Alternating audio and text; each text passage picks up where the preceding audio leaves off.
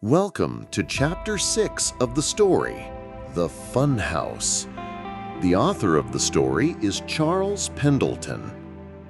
The magician then swung himself around and proceeded to walk off into oblivion.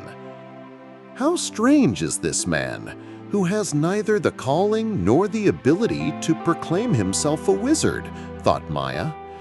While all this was going on, Max was sound asleep on the wall, inebriated by the calamity. "Who dares to enter?" came a voice from within the mouth of the building's entrance, compelling all the children to assemble like a small army. As Bobby watched them gather, he stood there like a general preparing to initiate battle. "Let's go!" he cried out as the tongue shifted to one side and he bolted straight into the belly of the beast. "Wait, Bobby," said Maya, but it was too late. "Oh dear, I do think we have a problem, Max." "Max?" But Max was out like a light, purring softly in a state of deep slumber. While all the children had gathered outside, contemplating what to do next, the tongue moved back into place, allowing no one else to enter. Max opened his eyes for a moment and then closed them again. Maya then hopped up on the wall beside him and closed her eyes too. There was nothing else to do. As Bobby stood inside, an eerie darkness filtered out all the remaining light. Just then, a young figure, equal in height and weight, took form beside him. "Hello," said the little girl. "I'm Marcy."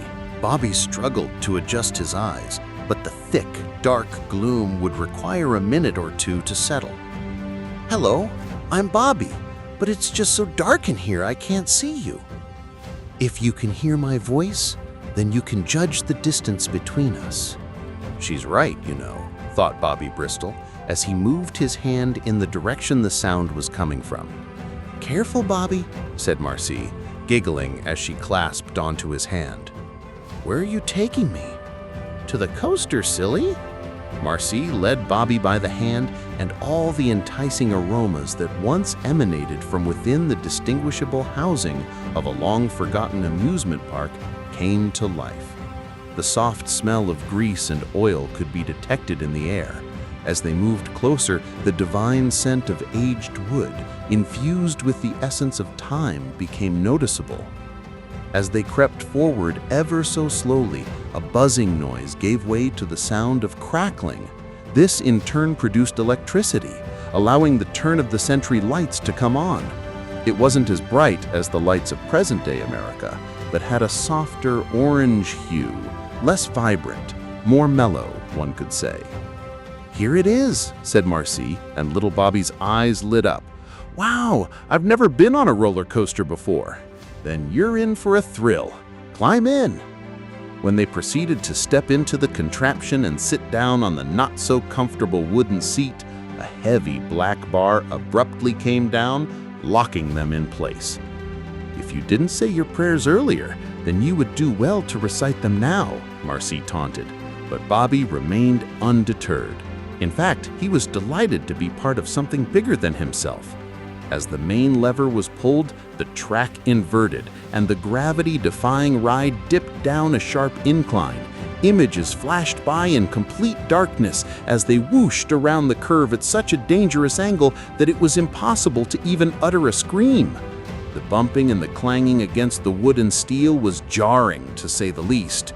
When the final descent was complete, the steam-powered chain lift engaged, lugging the coaster up an incredibly steep incline. "I'm not so sure about this now," said Bobby, as the tension mounted and the vintage amber lights flickered on one by one. "Oh God," uttered Marcy, as the tragedy of their situation came into focus. Comparing the height to a small mountain wouldn't do it justice, but comparing it to the world's tallest skyscraper, now that's an accurate representation. While Marcy and Bobby were intimidated by an impending sense of doom, the amusement park ride ascended the elevated railroad track to the pinnacle of its height and stopped. just enough time for both children to compose themselves and take a slow, deep breath. When the ride tilted forward, Marcy let out an ear-piercing shriek, and Bobby clutched the steel bar for dear life. Along the way down, the adrenaline rush was incomprehensible as the coaster performed a series of inverted twists that were so rough the riders almost flew out of their seat. The knocking and the banging, the sliding and the thrashing back and forth from side to side would have been enough to cripple an elderly couple. But for Bobby and Marcy, it just added to the overall thrill. Without overstating the experience, it was a ride that instilled terror at every turn. Then came the moment of reckoning, a sheer 90-degree drop straight into the abyss, a 12-second plunge that was incomparable to almost anything on Earth. When the coaster reached the bottom, it was going so fast it streamlined up like a bullet and out through an opening in the imposing edifice.